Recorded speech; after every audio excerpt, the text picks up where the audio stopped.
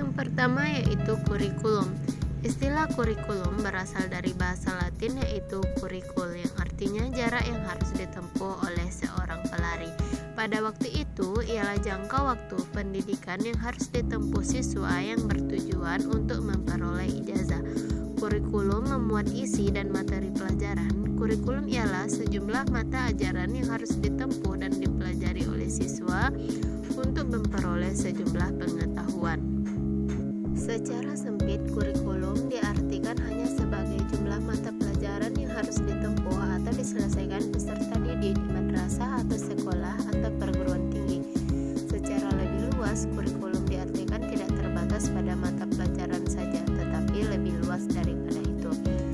Sama halnya menurut Supardi dalam bukunya tahun 2013, selain sebagai konsep pedoman yang dijadikan guru dalam kegiatan pembelajaran, kurikulum dapat diartikan sebagai berbagai aktivitas yang dilakukan dalam rangka mencapai tujuan, mulai dari penentuan atau pemilihan pendekatan, strategi pembelajaran, pilihan metode, proses, serta evaluasi pembelajaran.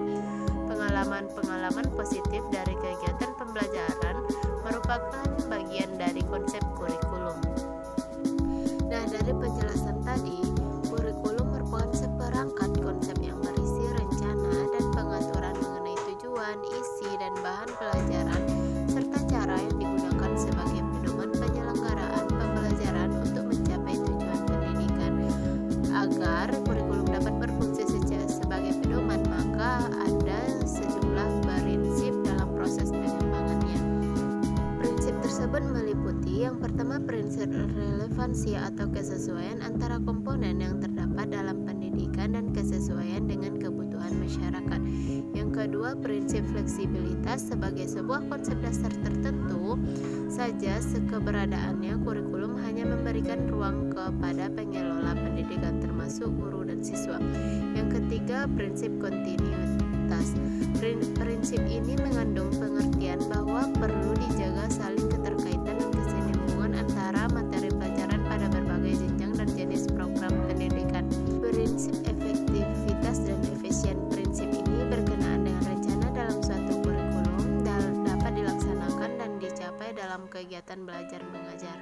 Kedua yaitu pembelajaran. Pembelajaran berasal dari akar kata belajar yang membuktikan bahwa antara pembelajaran dengan belajar memiliki hubungan yang erat.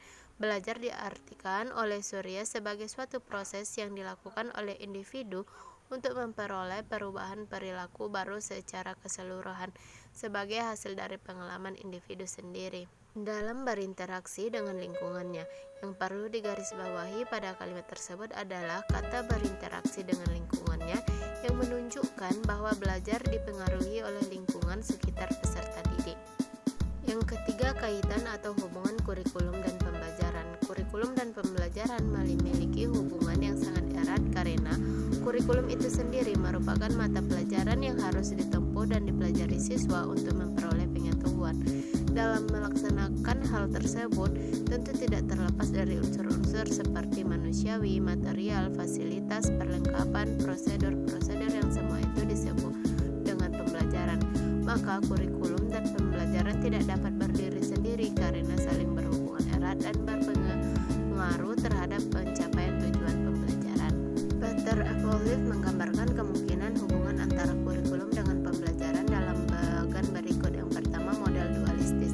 Pada model ini, kurikulum dan pembelajaran berdiri sendiri. Kurikulum yang seharusnya menjadi pedoman dalam pelaksanaan pembelajaran tidak tampak. Yang kedua, model berkaitan.